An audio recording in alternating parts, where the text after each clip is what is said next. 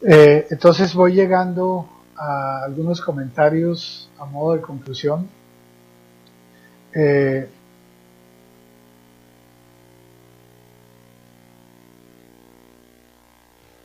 la primera infancia está llevando la discusión a una revalorización,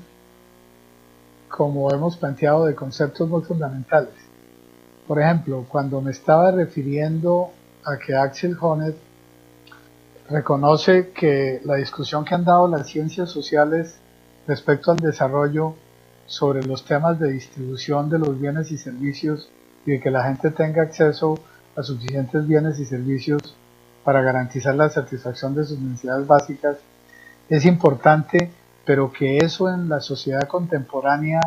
con el nivel de desarrollo humano que la caracteriza, ya es completamente insuficiente porque desconoce tres dimensiones del ser humano, que son la necesidad del reconocimiento, que son primero el amor, es decir, el ser humano lo primero que necesita es ser reconocido por la vía del amor. Por eso lo fundamental en la atención a la primera infancia y esta construcción conceptual y filosófica la hace él precisamente a partir de lo que ha mostrado la investigación en desarrollo infantil, es que lo primero que el ser humano necesita construir es el vínculo, es el attachment. Lo que necesita es saber que hay alguien que responde afectuosa, cariñosa, amorosamente a sus necesidades y que sus expresiones van a encontrar una respuesta en quienes lo están rodeando. Y después plantea lo que se necesita es el reconocimiento político. Si yo no tengo registro civil, no puedo tener acceso a los servicios sociales. Si yo no tengo registro civil y ciudadanía, no puedo votar, etcétera. Hay un reconocimiento político. Pero finalmente lo que necesito es un reconocimiento social, porque yo puedo tener afecto en la órbita de mi vida privada, puedo tener acceso a los bienes y servicios de la sociedad, pero si no soy reconocido en mis grupos de referencia, soy un ser humano mutilado.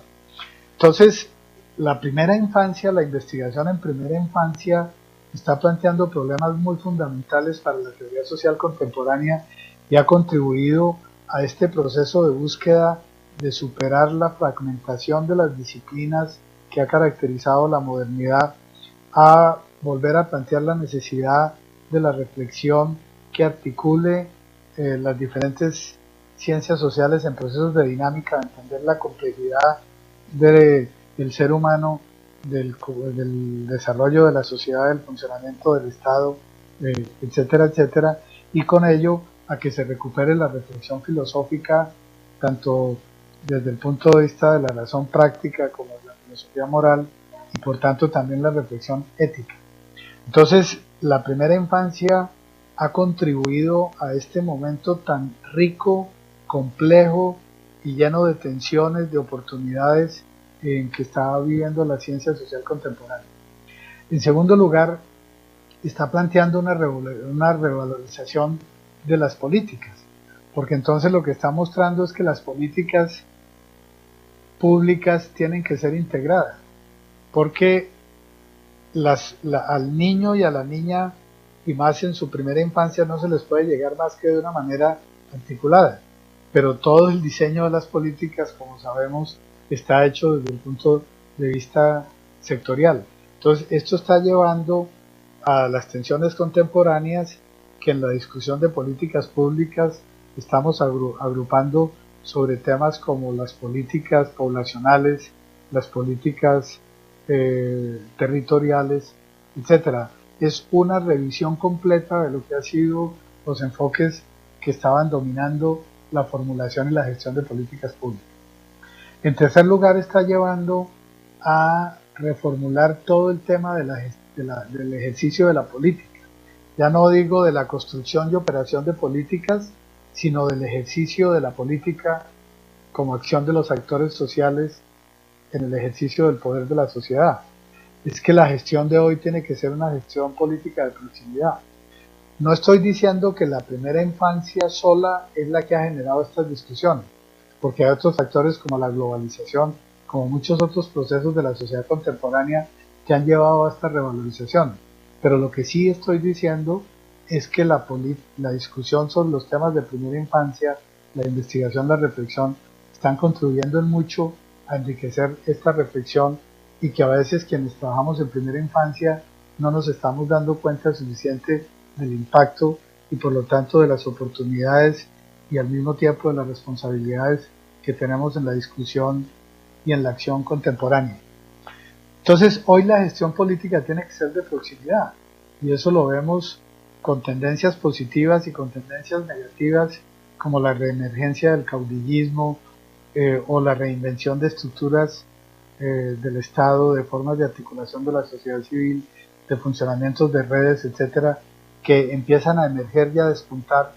en los distintos comportamientos de las sociedades, especialmente en los últimos 6-7 años. Hemos visto mucha transformación de los movimientos sociales, de la acción estatal en países que son calificados de neoliberales o en países que son calificados de estar buscando alternativas a los modelos neoliberales. En esa misma dirección entonces viene la reinvención de las estructuras regionales. Es decir, es claro que hoy el concepto de nación es insuficiente para dar cuenta de las dinámicas tanto del comportamiento de la población en el ejercicio de su ciudadanía en las órbitas locales y subnacionales, como por la realidad de que al mismo tiempo de ser ciudadanos localizados somos ciudadanos globales, y que por lo tanto la categoría de lo local, de lo regional, de lo nacional y de lo global son categorías que hoy requieren, perdón, me está llegando retorno de alguien, gracias. Estaba diciendo, entonces, tanto lo local como lo regional, como lo nacional y lo global, son categorías en, en, en las cuales el ejercicio de la ciudadanía, la acción colectiva, la acción de los estados, la acción de las sociedades civiles se están transformando a una velocidad impresionante, y eso tiene que ver con la primera infancia, y el ejercicio que estamos haciendo es un ejemplo de esto.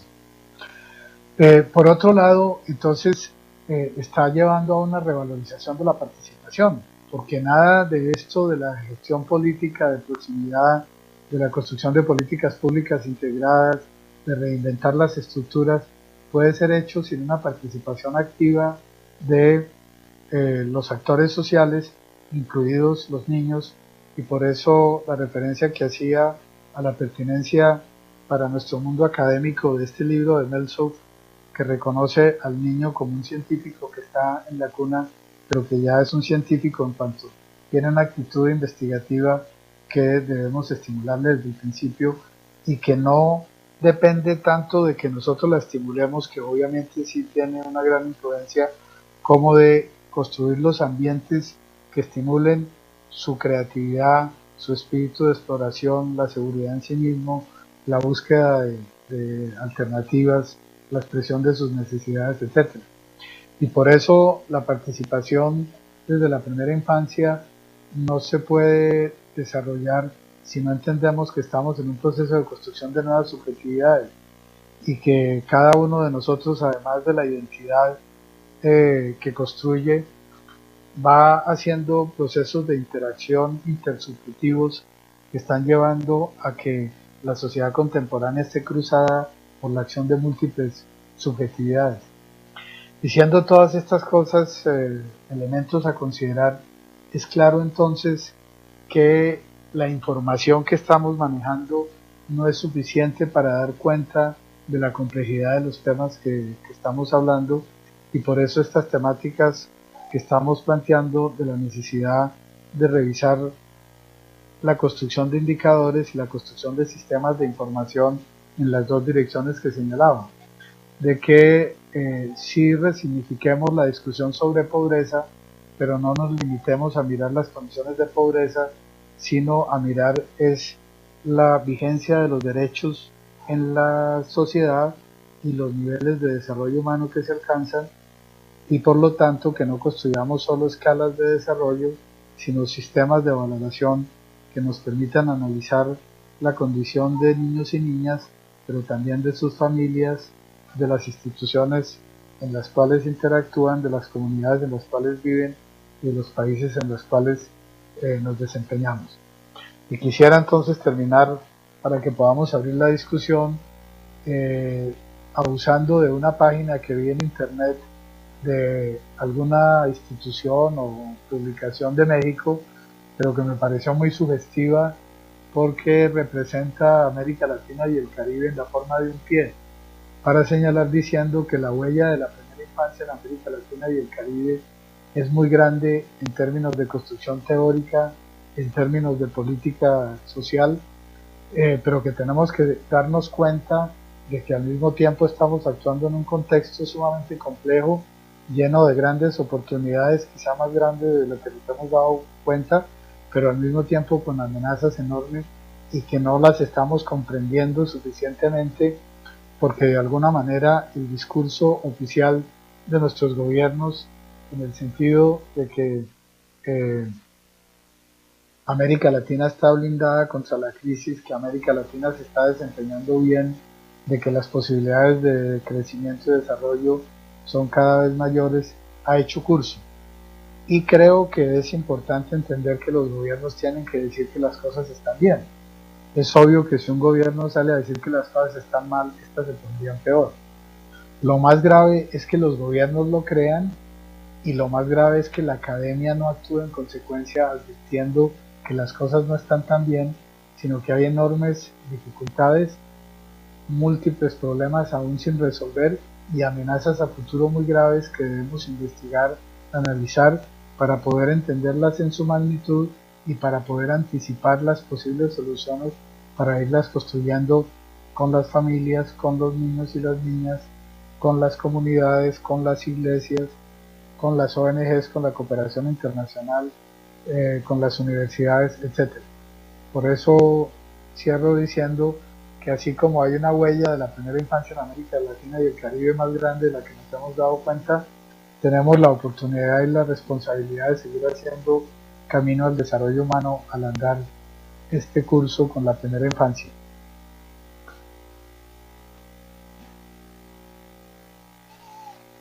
Bien,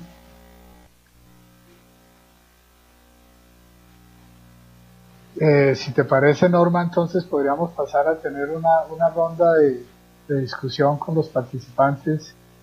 y ampliar algunos de los temas que he planteado que más sean de interés de todas y de todos. Bueno, mil gracias, Alejandro. Yo creo que fue una excelente trayectoria y recorrido, digamos, con una capacidad de síntesis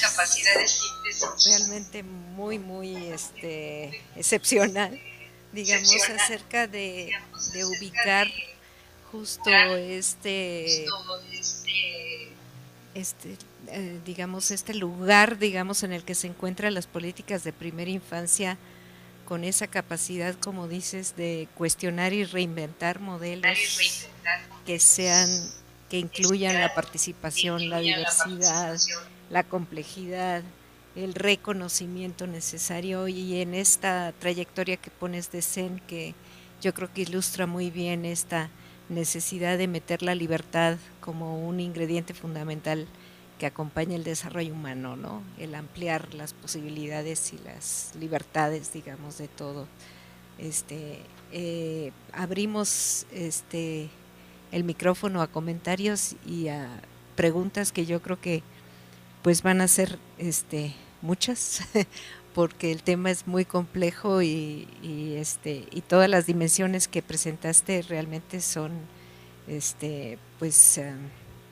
vaya, producen yo creo que múltiples dudas y ideas también para abordar. ¿Alguien quiere de aquí? Sí.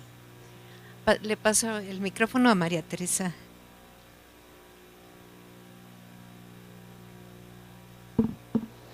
Sí, gracias. Más que pregunta, quería completar la idea que nos compartió el maestro.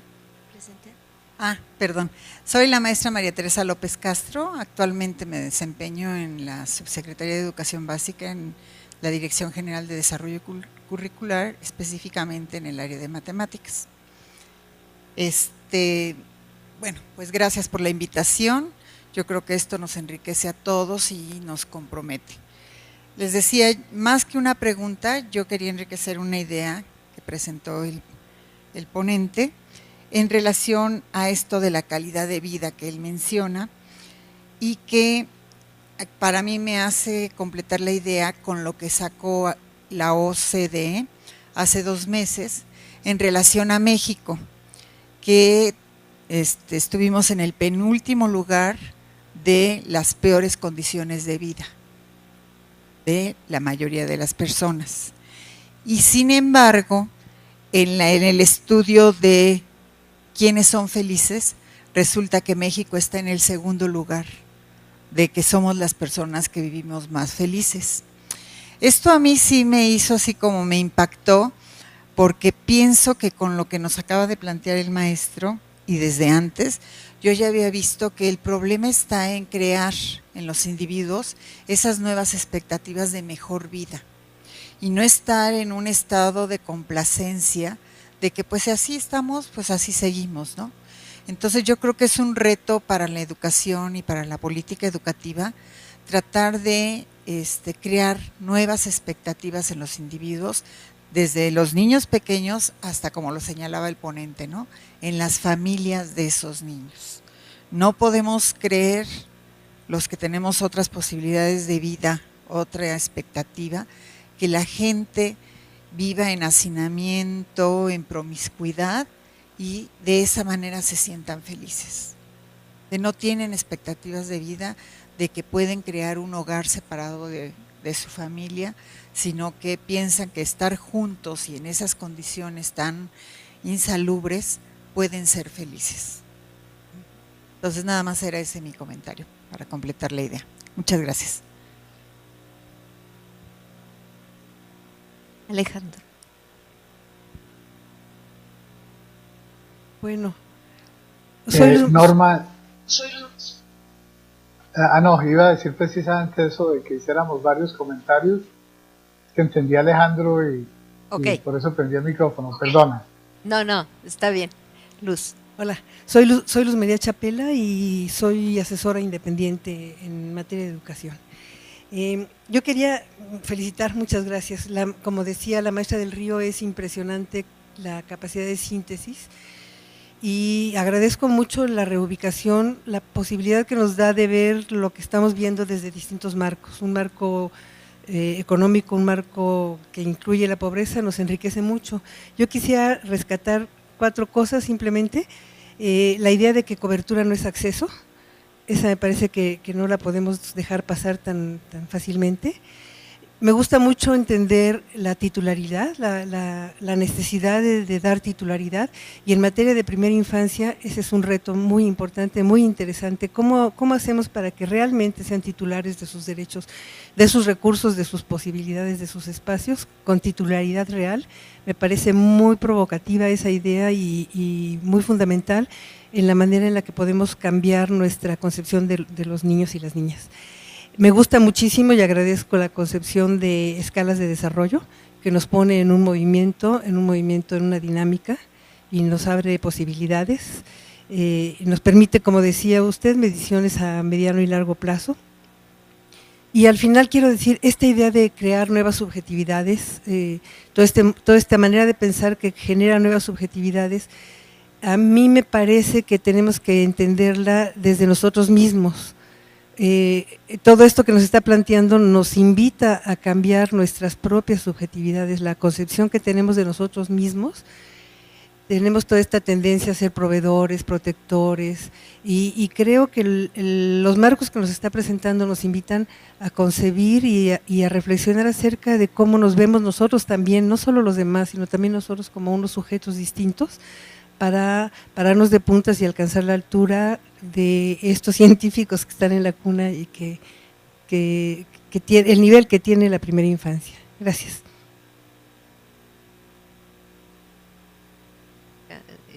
Pueden pedir la palabra las sedes,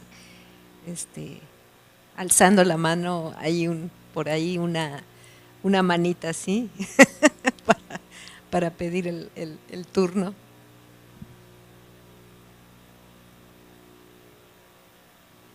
Bien. Bueno, soy Celsa García, colaboro con la maestra Norma del Río aquí en la UAM Xochimilco. Y bueno, a mí me parece relevante el concepto de ciudadanos nodales, que en una primera intervención en el seminario también la maestra Luz Chapela comentaba sobre esta capacidad de crear redes. Y si vinculamos un concepto de infancia como un ciudadano con esta capacidad de crear redes, de irse construyendo y reconstruyendo en procesos de grupo, como un primer momento su familia, entonces, bueno, la investigación es muchísimo más amplia, desde cuestiones de crianza, comprensión del desarrollo infantil, con una visión justamente de sistémica, integral, holística, y que por supuesto la visión desde la academia tiene que ser también así, ¿no? Poder conceptualizar las situaciones y a las personas como eso, como ciudadanos que no están aislados, y que el abordaje y la comprensión de los fenómenos y de las problemáticas tienen que ser así, también ir comprendiendo sus redes, y creo que eso es importante porque la formación en la educación profesional está limitada, ¿no? La ausencia de una formación geopolítica en la lógica de la comprensión de los problemas es pues perversamente olvidada, ¿no? Forma parte de la currícula en la formación de psicólogos, en la formación de pedagogos, en algunos casos, bueno, quizás estoy hablando un poco al aire, pero me parece relevante poder tener en la currícula de la formación profesional la lógica de la economía y la geopolítica, y todo este movimiento que, bueno, es de importancia para poder comprender al ciudadano en una lógica nodal, ¿no? Gracias.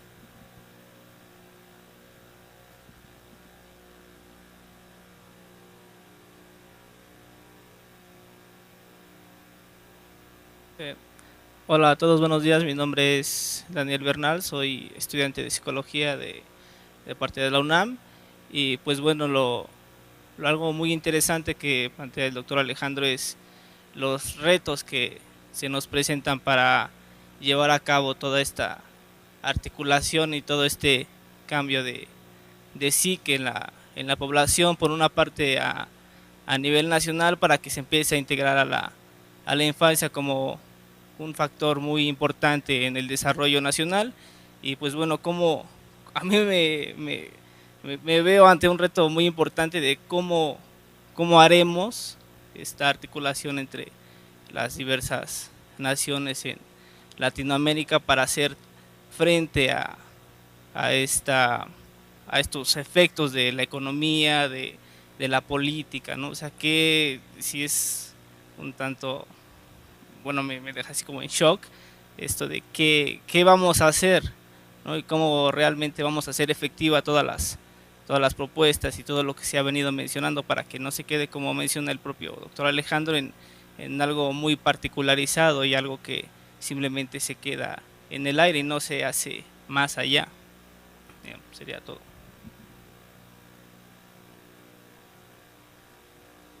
Un comentario, generalmente en las evaluaciones educativas, digamos, de calidad que tenemos en el país, en este esquema que proponías de CEN, que se me hace muy claro, primero está un esquema de dotación, después de titularidad, capacidades y realizaciones, para que haya realizaciones. Muchas veces se hace un diagnóstico de estas capacidades, digamos, en donde la educación tendría que estar ahí dando cuentas de esta posibilidad de que las dotaciones se transformen en capacidades, pero la evaluación se reduce muchas veces a decir que no se puede capacitar porque no hay dotación. Y se reduce la función de la escuela y se vuelve al inicio de esta situación, bueno, saltándose toda esta cuestión de titularidad, y es así como revertir, digamos, esta posibilidad educativa cuando argumentan no hay dotación. Es decir, están tan privados, hay una transmisión intergeneracional de la pobreza, hay tal situación de pobreza en capital humano en las familias, que la escuela poco puede hacer con esto y por tanto no toma cuentas o no se responsabiliza de una situación, digamos, de exclusión que debería de dar cuenta este sistema educativo, ¿no? Y paradójicamente el modelo educativo se clausura cada vez más, es decir, las escuelas cada vez se vuelven mucho más cerradas, ahora no se puede ni entrar ni salir de las escuelas por reglamento, es decir, no hay posibilidad de que haya proyectos que apoyen a las escuelas en, digamos, en este intercambio con la comunidad, por razones muchas veces quizás de seguridad, pero se han clausurado estas cuestiones y se clausuran también las intercomunicaciones necesarias entre los niveles de inicial, preescolar, etcétera, de tal manera que una ampliación de cobertura en preescolar clausura las posibilidades de cobertura o de calidad, qué sé yo, o de personal o de formación de talento en inicial, y lo digamos, lo sabotea, de tal manera que un nivel está saboteando al otro, ¿no? Entonces, realmente este esquema yo creo que nos ayuda a dar cuenta un poco de en qué lugar tendríamos que estar, digamos, avanzando, y que todos estos frentes tienen que siempre estar abiertos, ¿no? Las dotaciones, la titularidad, no es que pasemos, ya tenemos lo legal, ahora sí pasemos y ya no nos ocupa las capacidades, sino que los resultados de capacidades tienen que dar vueltas y de nuevo trabajar en la titularidad o en las dotaciones, es decir, como campos siempre abiertos, ¿no? Porque parecería que pasamos de uno a otro y vamos como dando ya por supuesto que estas cosas están satisfechas, y no lo es así, ¿no? No sé, quizás fui muy vago, muy confusa, pero bueno, es parte de esta complejidad, perdón. Alejandro, si quieres, iniciamos una ronda de respuesta para iniciar otro ciclo de discusión. Sociales. Si yo no tengo registro civil y ciudadanía, no puedo votar, etc. Hay un reconocimiento político, pero finalmente lo que necesito es un reconocimiento social, porque yo puedo tener afecto en la órbita de mi vida privada, puedo tener acceso a los bienes y servicios de la sociedad, pero si no soy reconocido en mis grupos de referencia, soy un ser humano mutilado. Entonces, la primera infancia, la investigación en primera infancia, está planteando problemas muy fundamentales para la teoría social contemporánea y ha contribuido a este proceso de búsqueda de superar la fragmentación de las disciplinas que ha caracterizado la modernidad, a volver a plantear la necesidad de la reflexión que articule las diferentes ciencias sociales en procesos de dinámica, de entender la complejidad del ser humano, del desarrollo de la sociedad, del funcionamiento del Estado, del ser humano, que son la necesidad del reconocimiento, que son primero el amor, es decir, el ser humano lo primero que necesita es ser reconocido por la vía del amor. Por eso lo fundamental en la atención a la primera infancia, y esta construcción conceptual y filosófica la hace él precisamente a partir de lo que ha mostrado la investigación en desarrollo infantil, es que lo primero que el ser humano necesita construir es el vínculo, es el attachment. Lo que necesita es saber que hay alguien que responde afectuosa, cariñosa, amorosamente a sus necesidades, y que sus expresiones van a encontrar una respuesta en quienes lo están rodeando. Y después plantea lo que se necesita es el reconocimiento político. Si yo no tengo registro civil, no puedo tener acceso a los servicios que en la discusión de políticas públicas estamos agrupando sobre temas como las políticas poblacionales, las políticas territoriales, etcétera. Es una revisión completa de lo que han sido los enfoques que estaban dominando la formulación y la gestión de políticas públicas. En tercer lugar, está llevando a reformular todo el tema del ejercicio de la política. Ya no digo de la construcción y operación de políticas, sino del ejercicio de la política como acción de los actores sociales en el ejercicio del poder de la sociedad. Es que la gestión de hoy tiene que ser una gestión política de proximidad. No estoy diciendo que la primera infancia sola es la que ha generado estas discusiones, porque hay otros factores como la globalización, como muchos otros procesos de la sociedad contemporánea que han llevado a esta revalorización. Pero lo que sí estoy diciendo, entonces voy llegando a algunos comentarios a modo de conclusión.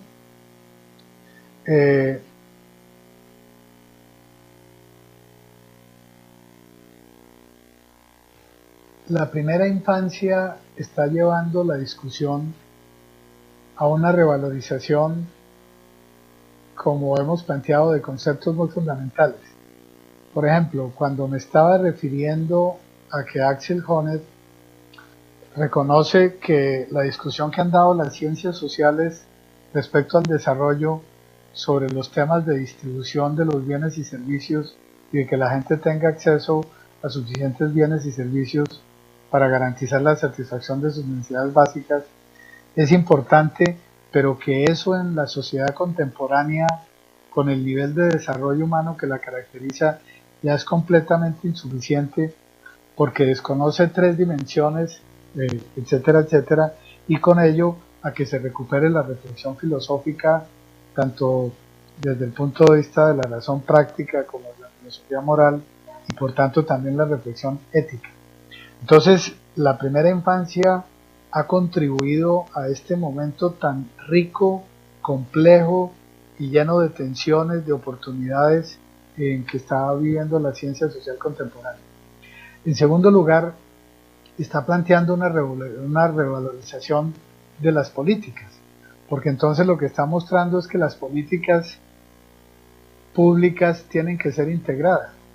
porque al niño y a la niña, y más en su primera infancia, no se les puede llegar más que de una manera articulada, pero todo el diseño de las políticas, como sabemos, está hecho desde el punto de vista sectorial. Entonces, esto está llevando a las tensiones contemporáneas